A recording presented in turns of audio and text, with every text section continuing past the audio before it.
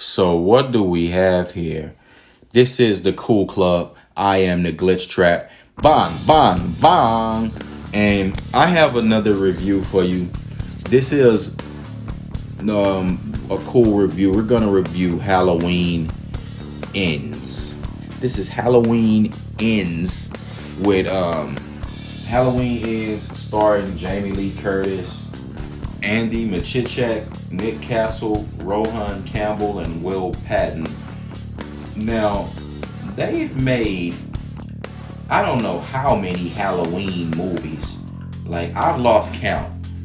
This one here, let's see who directed this. This was written by David Gordon Green. It was actually written by David Gordon Green and Danny McBride, Paul Brad, Logan, and Chris Brenner.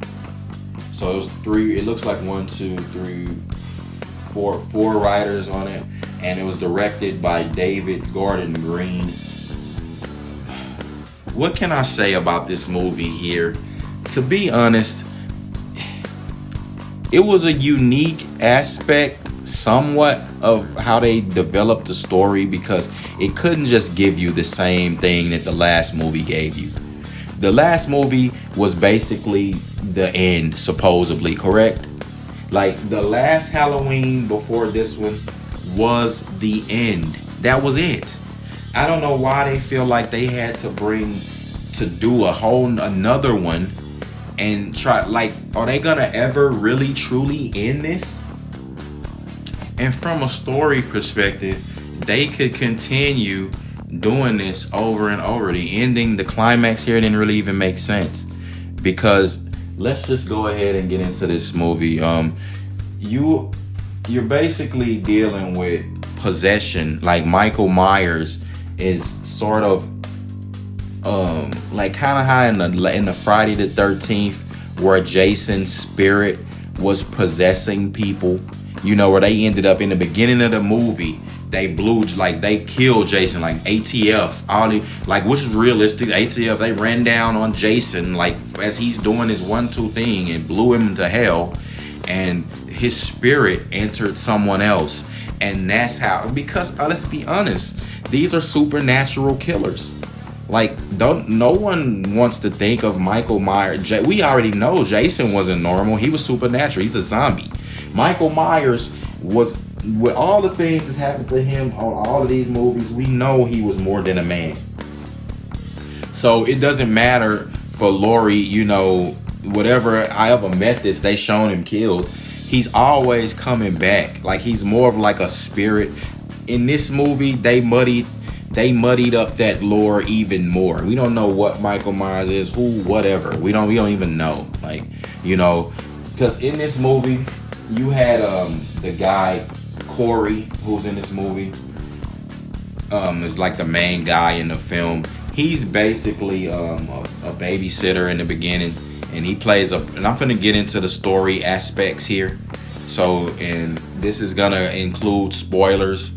So if you want to watch the film, you can go ahead and fast forward to the end of the video where I give it a rating, or you could just go ahead and watch the film and then come back and watch my review, because I'm going to go into a synopsis, and I'm going to give spoilers. So in the beginning of the movie, you had the dude Corey, who's babysitting a little boy. The little boy pulled a prank on him. He started acting like a little prick, and he pulled a prank on him and locked the guy in the attic or whatever. And so, as the parents are coming home, the dude Corey kicks open the door, and the little boy is standing in front of the door, and it knocks him over the rail and kills the little boy. So you can 3 years after that, people are basically looking at him like a creep. You know, he's getting that type of treatment. And in that country of Haddonfield, I mean, not the country, the town of Haddonfield, Illinois, is reeling from the aftermath of Michael Myers' killing spree in 2018. Like, Michael Myers has been killing in this country. I mean, I keep saying country. Michael Myers is killing in this town for years. I mean, since 1987. You know, he's been killing since like the 80s. And he had another killing spree in 2018. It's like, you people are some of the, like, this town is some of the most aloof, gullible. I don't even know what to call y'all. Y'all should have been and killed Michael Myers. That's why the last movie was supposed to be the end, but now they tried to cat. You could tell this one is another cash grab. We don't need any more. I don't want to see any more, because Michael Myers should have, for all intents and purposes, he was burned alive in the last film. He should have died. He was dead. That's it. So now, for some reason, we're supposed to believe that he's back. But okay, so Michael's vanished. But now you have Laurie, Jamie Lee Curtis's character. She was in the last movie of as crazy as a road lizard, a freaking nutbag. Now she's just totally, which again was the end emphasis. That was the ending of her character arc. Now she comes back. They're trying to say now she got her family back again after her daughter was just slaughtered in the last film. So now she's got with her granddaughter. She's trying to be a family lady again, going to the grocery store. I guess her crazy suppressed, and now she's trying to hook her granddaughter up with the guy Corey, who works at a salvage yard. But the guy Corey is getting picked on. People thinks he's a freak. I guess she sees some vulnerability in the guy, and she wants to pursue. That's another aspect of this movie that's pretty big. They like to pursue some emo relationship. This movie feels like two different movies. Like it feels like I'm in a emo Twilight relationship movie, love romance movie, and then they get to some horror aspects of it.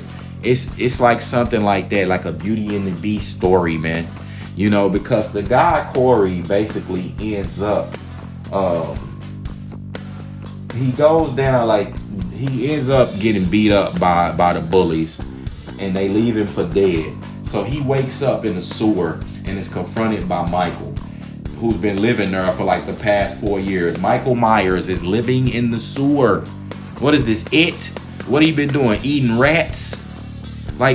What is Michael Myers doing, man? So he's some supernatural being who could just be in the sewer like it. Okay, fine. Michael Myers grabs the dude Corey by the throat, and he elects to let Corey go after sensing the same darkness in Corey's eyes as Michael saw in his own.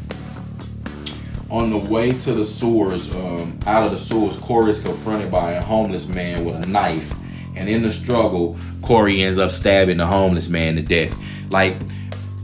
This is something that I had to look up, to even be explained. I thought Michael Myers possessed the guy. Instead, but you could take it either way. They try to make it seem like he saw the darkness in Corey. The guy wasn't no killer. He wasn't a serial killer. He was just somebody who was misunderstood. Michael Myers, and after this, the dude Corey immediately went on to start killing people. So you could take it as possession, or you could take it as he saw the darkness in him. Again, it's the vagueness of these Halloween films. You could take it, is Michael Myers human? Is he a supernatural demon? They play around with that. So they did the same thing in this film with that aspect. And so after that, the guy Corey lures, he's still trying to date this woman while going through all of this stuff, and she's still pursuing him. So the dude Corey ends up luring a cop into the sewer that her ex-boyfriend that was I guess basically kind of harassing him in a restaurant. To get revenge, he lures the cop, her ex-boyfriend, into the sewer, and Michael ends up killing the cop. Now, this is basically murder. The dude Corey, you just murdered the cop. If you know that Michael Myers is down there, and you in turn lure the cop down or lure people down there to get them killed, you're still a murderer. Now you becoming Michael's minion, and this character flip, I didn't buy it. I didn't get it. For the guy Corey to flip like that, and just and start becoming Michael Myers' minion. Possession was the only thing that made sense to me. You understand? Because again, the guy didn't seem like he was a murderer from the whole beginning, from his beginning story, or he accidentally ended up killed the kid. People pegged him as being, this murderer. Like, yes, everybody believed that he did it on purpose and things like that, but that was never his intent.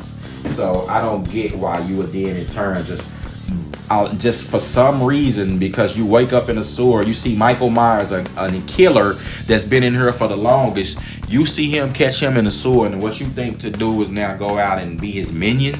Don't make sense, man. Possession was the only thing I could get from that. But so really fast forward through a whole bunch of filler scenes. The movie kind of slowed down. Like I said, if you really care about the romantic relationship between him and Allison, Laurie's granddaughter, or you even care about crazy ass Laurie and trying to get frisky with the cop, like no one cared about that. That we could have just kept all that. Some of the things like that was cringe. Like, we don't care. But fast forward, Corey returns to the sewers and he successfully fights Michael for his mask for some reason. I don't get that. Laurie and Allison argue and see Allison is trying to go with the guy Corey. She's not listening to Laurie that he's basically became Michael Myers number 2. So Corey that night embarks on a rampage, murdering the high schoolers at the salvage yard. In the confusion, Corey's stepfather is also killed accidentally. Then Corey goes on to kill his mother, as well as the DJ and receptionist. A bunch of killings come ensue. But back in the Strode house, Laurie's she falsely attempts suicide to lure Corey to her, whom she shoots down the stairs. Corey stabs himself in the neck to frame Laurie for his death in front of the arriving Allison. Then Michael suddenly arrives to retrieve his mask and kills Corey. And after a struggle, Laurie is able to pin Michael to the table. She removes his mask and slits his throat. Then she breaks one arm free. He breaks one arm free, strangles her before Allison arrives to breaks his arm. Now, that scene where at the end, where he was strangling Laurie, the directors and the writer, they made you to believe that was going to pass his spirit into her and she was going to become the killer. Okay? But if that in turn is true, then what I said in the beginning is true also with Corey. He had to be possessed. Michael didn't just sense some darkness in him. No, he possessed him with that spirit. But before he could possess Laurie or whatever, do whatever, before she got the spirit, Allison came in and breaks his arm and slices his wrist, and eventually they kill him, and eventually at the end, Laurie is riding around with his body on the car, riding around with Michael Myers' body on top of a police car for the town to see. Like, he's dead. Now, in the canon before these movies, say around Michael Myers number 2 or 3, Halloween 2 or 3, he would have, while they were riding with him on top of the car, no matter if they slit his throat, slit his wrist, while they were riding with him on the top of the car, he would have broke off the roof, grabbed the cops, grabbed Laurie, popped one of their neck, and then moved on and escaped it yet again. That's just how it works. But in this movie, Laurie was able to get him in front of all of the residents of Haddonfield in a procession. They were able to dispose of his body in an industrial shredder. One of the most anticlimactic sendaways to a horror movie villain I've ever seen. That you just take his body in front of everybody, dump it in the shredder, and just have him just have his body just get shredded. I was like, come on, what is this? I'm sorry, like, The movie itself, I give it a 5 out of 10. And then 4, really, I give it a 4 out of 10. I give it a 4 out of 10 because I take a point away because it shouldn't have even been made. Halloween ended in 2018. It ended in the last film that you made. That was the Halloween ends. That's when it was over. But the rest of this, I don't ever want to see a Michael Myers film again. Okay? We don't need to see any. It's over. But just imagine, just mark my words, down the line, they'll be trying to reboot it. And Jamie Lee Curtis will be long dead, and they'll just try to reboot it with another person. Mark my words. But it doesn't warrant that. We don't need that. We don't want that, okay? So, I mean, this movie here, man, I don't advise going to the movies to see this. 4 out of 10. You know, this was it has some good killings in it. Some practical. Some of the practical effects with the killings was good, like with the killing with the DJ. It was okay, but we saw better killings in Halloween. We've seen him kill people upwards and downwards. The story itself, like I said, it felt like 2 movies. You know, it felt like a Beauty and the Beast type of story. If you really cared anything about this emo romantic relationship that they had, then you probably give the movie a 5 out of 10. But if you didn't, you just, that was filler. That was filler for what we were looking for, the climax with Michael Myers and Lord. And Michael Myers himself didn't play a huge role in this film. He was just there to die. He was there to look weak and to get killed. Like this movie, they just wanted to have a whole woman empowerment moment for this film because Michael Myers wasn't even a huge aspect. He was just there to die. So with that being said, this is the Cool Club. 4 out of 10 for Halloween Ends. I am the Glitch Trap. Bond. I'm gone.